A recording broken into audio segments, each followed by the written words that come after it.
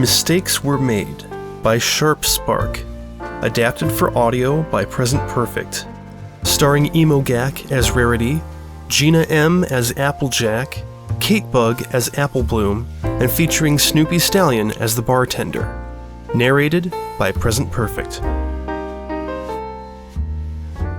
Rarity pulled the scarf tighter around her neck, even though the flimsy material didn't help much against the bite of the cold wind. Her hooves crunched in the snow, the flakes turning into dirty gray slush as soon as they made contact with the sidewalks. The streets of Manhattan were quiet. Not empty, never empty, not in the Big Orange, but the gloomy weather kept most ponies inside, and those unfortunate enough to have reason to be out wasted little time as they picked their way through the snow towards their presumably warmer destinations.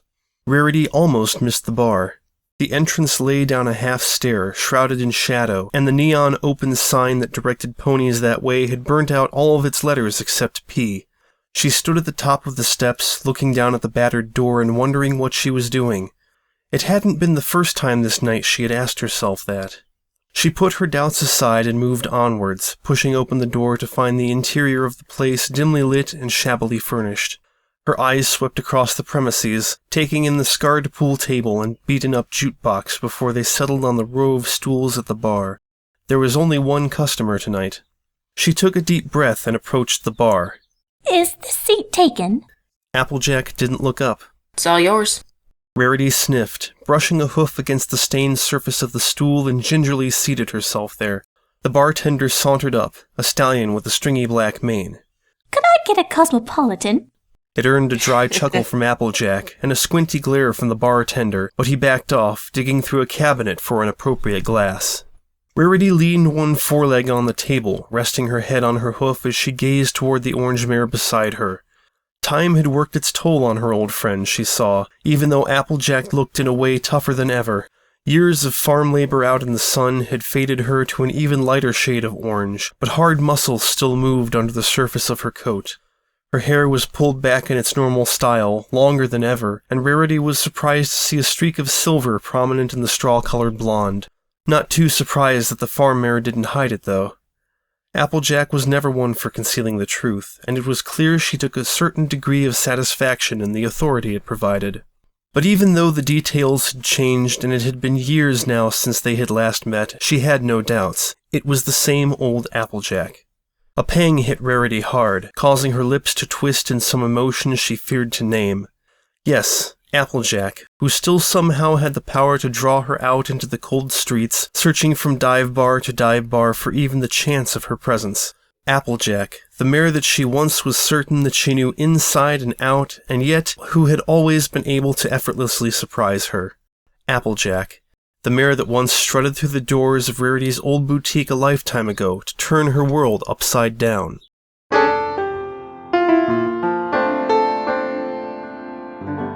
I wanna kiss you. The spool of ribbon that Rarity had been floating bounced with a thud and rolled across the floor, leaving a vivid line of blue in its wake. She didn't even glance down, her eyes wide as she stared at Applejack, standing solidly in the middle of her display room, a splash of vivid orange amidst the light pastels of her spring line of design. I'm sorry. She laughed nervously, the sound suddenly seeming far too loud. I must have misheard you, darling. I don't know where my head is today. Now, how can I help you again? I wanna kiss you.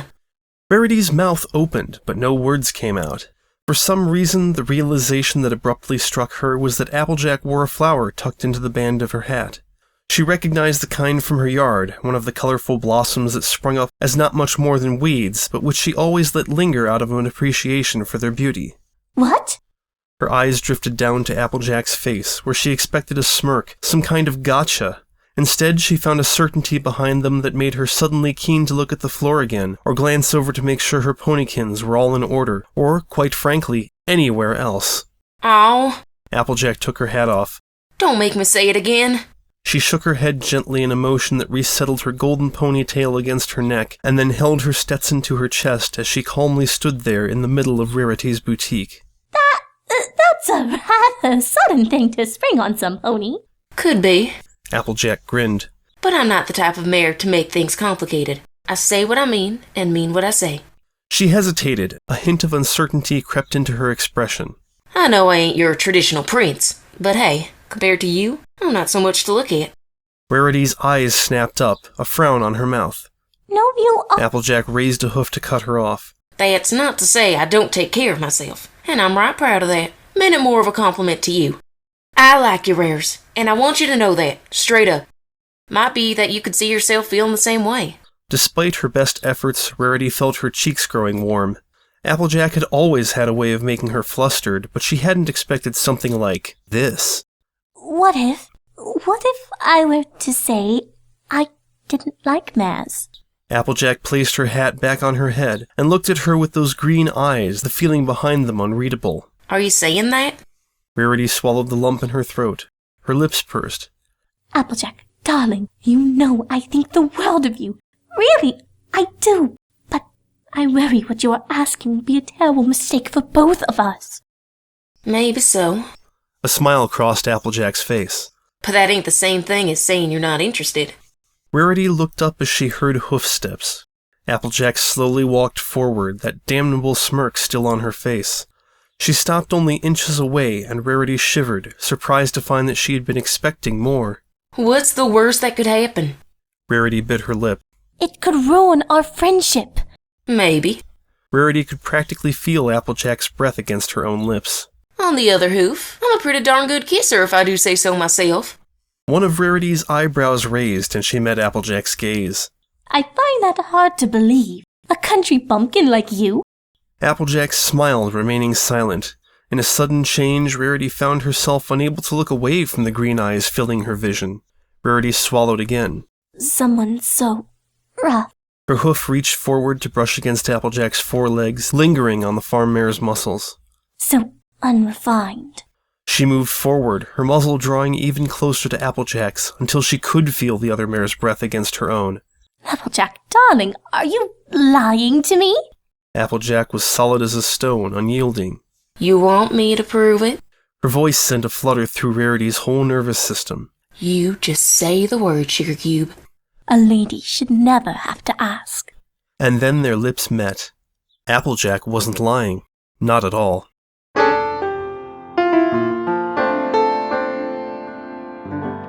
I'm surprised to see you in Manhattan. Rarity's voice rang in Applejack's ears in the silence of the near-empty bar. Applejack drank the whiskey shot in front of her in one gulp, showing no signs of discomfort as the amber liquid went down her throat. Apple Trade Convention. From the corner of her eye, Applejack saw the smile flit across Rarity's face. I could have sworn I saw a pony of your description at my showcase for Fashion Week. I guess I must have been mistaken. For the first time, Applejack turned to actually look at the unicorn to her side. A less sophisticated mare fought her age like an opposing army. Not Rarity. She had aged gracefully, choosing to accept the progress of time rather than fight in vain to appear in her 20s. Her hair still flowed in vibrant purple curls, but she had it cut shorter, styled to be elegant rather than alluring. Still, she radiated the same beauty she had always possessed, if anything only accentuated by her maturity. Applejack's eyes slid back to the empty tumbler in front of her. I guess so. The silence stretched out, only making the chasm between the two clearer. Then Rarity spoke up again, as always, mysteriously knowing the right thing to say. How's the farm? Good. A smile crept across Applejack's muzzle, and she only hesitated a moment before the words started coming, a hint of pride and energy behind them. Better than ever, even with this winter hitting harder than usual. We've got a lot of hooves to help out now, with Mac's oldest taking on a lot of the apple bucking duties. And Bloom's got plans to dig out an irrigation ditch for the southern fields. You should see her, all fired up and frustrated about not being able to do it now. Pip's got his hoofs full just keeping her from overstraining herself in her condition. Rarity's eyes grew round. You mean she's... Applejack smiled, raising an eyebrow as she turned to Rarity again. You didn't know? This is her second, too. Little Jonagold's almost 2 years old now. My, seems like just the other day she was in grade school with her friends. That it does. The bartender trotted over, leaving a cocktail glass with something pink in it in front of Rarity. She sniffed at it and forced a smile for him, waiting until he left before gently pushing it away from her. I wish Sweetie would settle down. She's doing well, of course, dating some filly from the Wonderbolts, of all things. I met her once and found her to be uniformly dreadful in manners and upbringing. But she makes Sweetie happy, and that's the important thing. Can't be easy having a relationship when you're touring Equestria all the time. I wouldn't worry, though. That filly has a good head on her shoulders. That she does. How's the world of fashion? Rarity frowned. Come now, you hardly care about that sort of thing. Yep. Applejack showed a hint of her old smirk. But it's important to you, ain't it? So, let's pretend for a little bit that I do. Rarity's smile was unguarded and genuine enough that Applejack had to look away again. It has its ups and downs, as in all things. Fashion Week looks to be a modest success, but a young designer from Winnipeg has justifiably outshone my designs with a delightful line of fleece coats. I've got another assistant that I think has tremendous potential, but lacks the confidence to really go through with her ideas. I'm thinking of having Coco Pomel, you remember her, having her mentor the poor thing for a bit, demonstrate that you can take pride in your creativity without constantly focusing the spotlight on yourself. And Hoity? The smile fell from Rarity's muzzle. He's fine, at least the last time I saw him. I'm sorry. I thought you and he... Well, I hadn't heard anything about you two breaking up. I doubt you would have. That's hardly the kind of news that's worth sharing outside the usual society rags. Not the sort of thing you'd have occasion to read. But no, we've kept it quiet. We've been separated for a month now. And it was over long before then. I'm sorry. Rarity glanced morosely at the glass in front of her. She pulled it closer and took a long drink. When she sat the glass down again, it was empty. Tell me, Applejack, what's wrong with me? You of a pony should know. Nothing. Rarity rolled her eyes. I'm serious. I want the truth. Applejack fell silent, looking away as she considered the question seriously. Rarity's eyes didn't leave her face, searching for some answer hidden there. You want the truth. I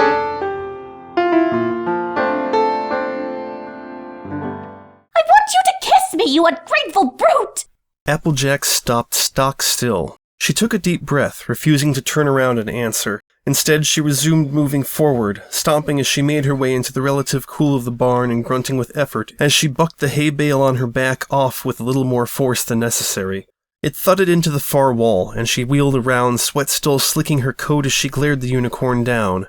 Rarity stood in the doorway to the barn, her chest heaving. She wore some ridiculous outfit, sequined silver boots, flimsy brown cloth made up to look like good solid duds but that didn't even pretend to cover her flank or tail, and a saddle. Not the kind of thing that had any place on a real farm. More like... It all clicked in Applejack's head. She felt like a fool for having missed it. That's what this is all about? Rarity's nose turned up. You didn't know? You honestly thought I would spend all day rooting around in the mud just for fun? Applejack rolled her eyes. I thought you were coming over to help out a friend with summer chores. Her lips tightened together. I should have known better, huh? It ain't even straightforward with you. There's always some game you're playing at. Some game that leaves me stuck on the losing end. Rarity stalked forward, her eyes lidded. I thought you liked things that way, darling. Applejack found herself retreating just as fast. I said no. She grimaced. You broke up with me. Or was it me that broke up with you this time? It hardly matters. The fact that I can't remember says enough. Applejack shook her head. You and me both know how this particular dance goes, Sugar Cube. Yes, we do. That is why I am asking you to kiss me. I trust the rest will come naturally. Not that. Applejack shook her head, the frown across her face reflecting a rueful melancholy. I'm talking about the whole thing. The next morning, or maybe the next week, or next month. You know how this plays out. You'll start whining about me forgetting to wipe my hooves off when I come inside, or I'll let slip how I really feel about one of your stupid dresses. Rarity's eyes flashed, but Applejack pushed on. I'm sick of it, Rares. You're sick of me? I'm sick of everything. Sick of the fighting, sick of the feeling awful when you're around, and worse when you're not. Sick of building up something with you only to tear it down again. I'm sick of this, whatever this is. The words came out in a torrent, and Applejack gulped for breath. She felt herself shuddering. She felt wetness in her eyes. She looked up to Rarity. It was a horrible decision. The unicorn had lost the pretense, the facade of provocation, the anger that both fueled and destroyed their relationship. She looked empty, and the little things hit Applejack. The way her mane hung down, lacking its usual bounce. The way the stitching on her saddle was oddly uneven. the way tears streaked down her face, and Applejack abruptly realized she wasn't even wearing any makeup to be ruined. A certain agony twisted up Applejack's stomach. She wondered if Rarity could see the same hints in her. I know, but I don't know how to stop. Applejack moved forward and pulled Rarity into an embrace. In a way, she hated Rarity at that moment, but it was her fault when she kissed her, and she hated herself even more for enjoying it.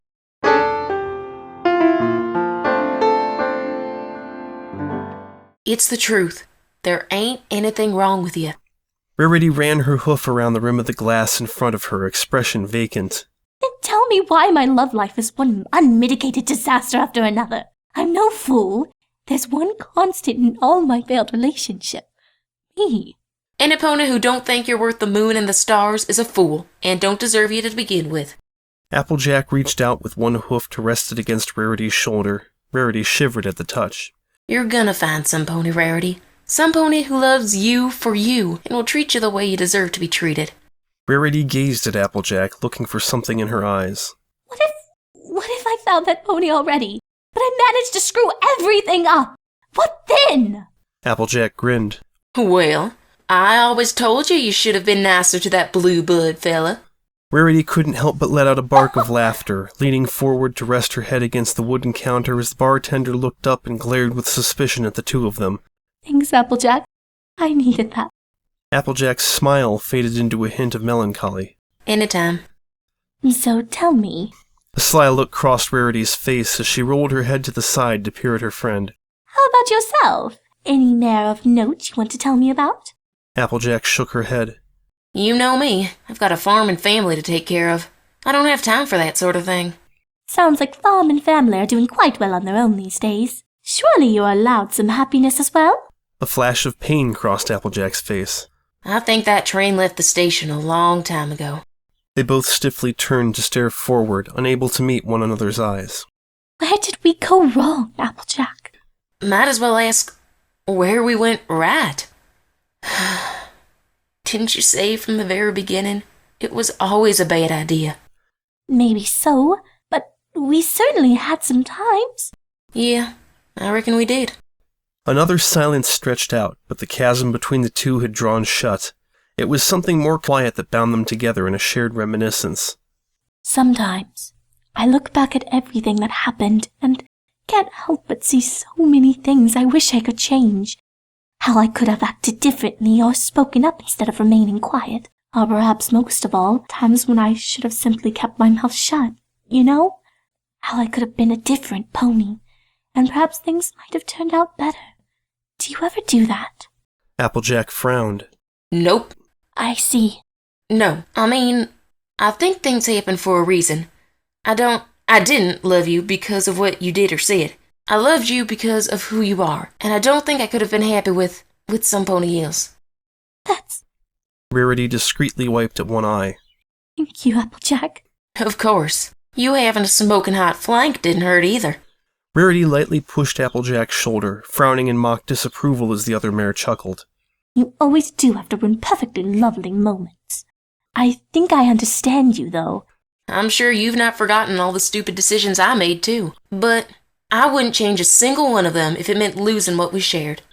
A poet once said that love is the greatest mistake of all. Oh? Who said that? Rarity smiled. I haven't the foggiest. I think I just made it up. Sounds nice, though, doesn't it? Yep, sure does. I still can't help but wonder, though. If not about the past, then about... Applejack licked her lips, staring straight ahead as her eyes darted to the side to try and catch a glimpse of the unicorn.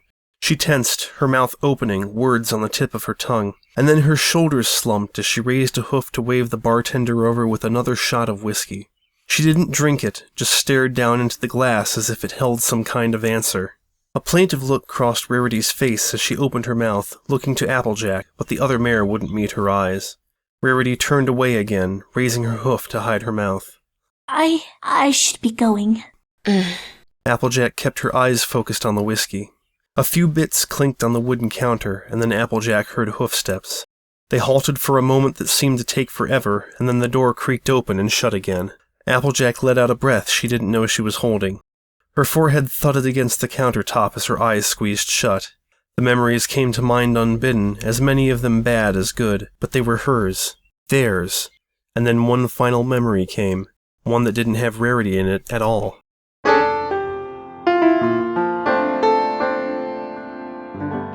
A loud thwack split the air as Applejack's hooves slammed into the tree trunk, followed by a scattered series of thumps from apples falling into the baskets at her side. Not enough apples from the sound of it. She shook her head and kicked out again, hind legs burning with the effort. There were 514 apple trees in the southern orchard. Today she had bucked 293 of them. She knew that because she had been keeping very careful count. It was proving to be a very useful way to keep her mind off of other things. Come to think of it, this was probably a record. Normally she and Big Mac would take the better part of a week to get through all of the apple harvest, working at a steady pace to keep from getting worn out or hurt. She slowly walked to the next tree, favoring her right side due to a twinge in her left where an awkward buck a few orchard rows back had strained the muscle. She would be fine. That's what you were supposed to do with a strain, right? Work out the muscle a bit. It was one more thing to think about. She had just turned around, slowly lining herself up at the proper angle as she squinted into the orange of the sun setting over a nearby hill, when she heard soft hoofsteps approaching. She closed her eyes and bucked back again. There was a loud bang as her hooves impacted the tree, but she could tell from the sound she hadn't hit it right. She looked again to see a few scattered leaves falling, their colors already beginning the slow fade towards yellow. Oh, right. She knew the gnarled tree behind her quite well. Englewood always needed a careful touch to give up his apples, but they tasted all the more sweet for it. Hey, sis! Applejack twisted her head around. The filly, no, young mare, who stood waiting had come a long way in the past several years, including the arrival of the mark of a hammer and a saw crossing an apple that decorated her yellow flank. She was in that time of teenage rebellion still, and had taken to wearing her thick red mane long and untamed, unbound by her old pink bow. But when Applejack looked into her eyes, she didn't see any signs of the normally ever-present sassiness, just concern. Hi, Apple Bloom. Don't worry, I'm doing fine. I still have a few rolls left in me, then I'll be in for dinner. She's gone. Applejack didn't respond. She glared forward into the setting sun, where Apple Bloom couldn't see her expression. She waited at the train station for a really long time. Even changed her ticket over for the last train out this evening. Bloom bit her lip. I think she expected you to show up until the very end. I told her I wasn't coming. Maybe so. I'm just saying. I think she hoped you'd be there. I'm sure. Applejack turned around to face Apple Bloom, her face twisted in a scowl. That's just what she wanted, wasn't it? To be the center of attention. To have every pony fawning over her. Well, not this pony. Applejack, every pony else was there, sending her off in style. Pinky had the station done up with streamers and there was cake and punch, like a big party. It was sweet, but she was waiting for you. To rub it in my face. Don't say that. She's your friend. Some friend?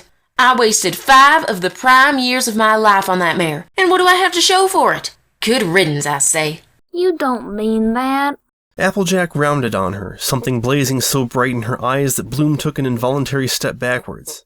She never even told me about it herself. You want to know how I found out she was moving to Canterlot? When I got the party invitation from Pinky. How's that for a friend? Sweetie said she... I don't care. It doesn't matter. It doesn't matter at all, because I know she'll be back. I don't think she will, this time. The way she was talking to Twilight about the opportunity, I think She'll be back!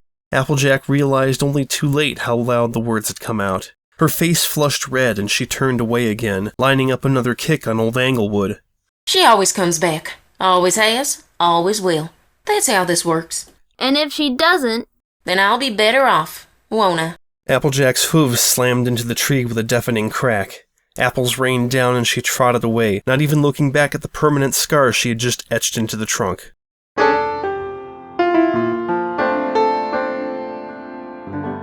Applejack rubbed at her eyes. She wasn't crying. She didn't cry anymore, but her eyes still burned with tears she suddenly wished she could have shed. Coward. Liar. She stood up abruptly, the legs of her stool scraping loudly against the floor. Her teeth bared and she lashed out again, sending the stool next to her clattering to the ground. The bartender was up and moving towards her. Maybe you should leave. Applejack didn't respond, other than digging out a few bits of her own to cover the tab. She stalked towards the door, something midway between fury and agony building within her.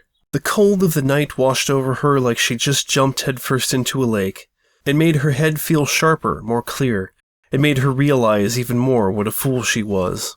She trotted up the stone steps to street level and looked to left and right. A few hunched-over ponies in coats and hats hurried from one place to another. There was no sign of Rarity. Applejack felt her shoulders slump as she sunk down to sit on the frigid concrete of the sidewalk, ignoring the cold of the snow rapidly sinking into her hindquarters. She closed her eyes, sitting there on a dirty street in a place she hated, never in her life feeling more out of place and alone. When she heard the soft sobs, she was surprised to find it hadn't come from her. Her ears swiveled as her eyes sprung open again. She heard it again, a choked sound, some pony crying, ever so quietly. Her hooves moved on their own, softly trying to muffle their sounds as she found herself trotting around the building into a narrow side alley. There, in the gloom, a white unicorn sat crying in the snow. Applejack didn't know what to feel.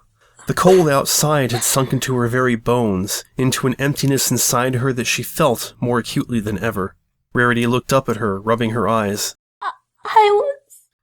This is... She shuddered. What do you want? I thought you left. She found herself facing a glare from the unicorn that was more pretense than anger. Why did you come here? It was clear Rarity didn't mean the alley. Why now? I was over you! I was doing fine! Yeah? Then why'd you come after me? Rarity shuddered and pulled herself up to her hooves. She took a moment, her breath frosting out in the night air as she steeled herself. We'll just wind up hurting one another. We're doomed, you and I. Applejack reached out a hoof to brush against Rarity's cheek. The unicorn's eyes fluttered as she leaned into the touch. Maybe. Probably, even. Well then, what do you want? Applejack breathed in and out slowly. She paused to look up at the narrow strip of night sky, the stars up there somewhere but hidden by the lights of the city. I want you to make a mistake with me. Rarity's eyes slid shut. Her lips quivered for a moment, uncertain. Then they grew firm, curving in the slightest of smiles, as she relaxed into a hint of old, familiar assurance. Darling, I thought you'd never ask. They kissed in the snow, and for a moment even the worst winter could throw at them paled in comparison to the warmth they felt. The end.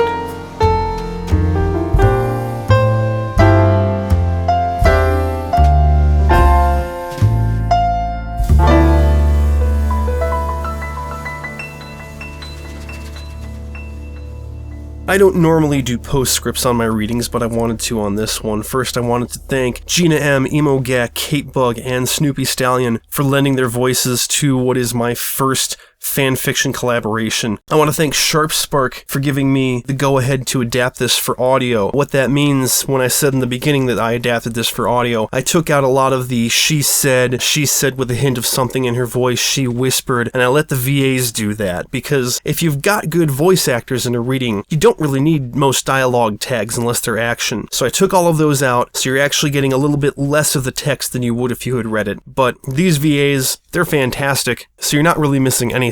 I also want to give thanks to Scribbler for all of her support. This reading would not have happened without her help. She turned me on to Gina, and Gina in turn got me in touch with Emo Gak, and, well, frankly, if not for No Place Like Home, Scribbler bringing me on board that, I wouldn't have had contacts for any of these people, so big round of thanks to Scribbler for all the help that she's given me. That said, this was a lot of work. It was a real ton of work, and I'm not certain I really want to do one of these again. I've got one collab. Wow, these fucking trains are gonna kill me. I've got one collab in the pipeline as I record this. It's not ponies. It might actually come out before this. I don't know. I've got another one that I want to do. It's not ponies. We'll see if that happens. It might not be too much work. But then I've got a couple more that are really ambitious, and I think I should probably fob those off on somebody else, so this might be the last pony collab, at least for a while, from me. But I mean,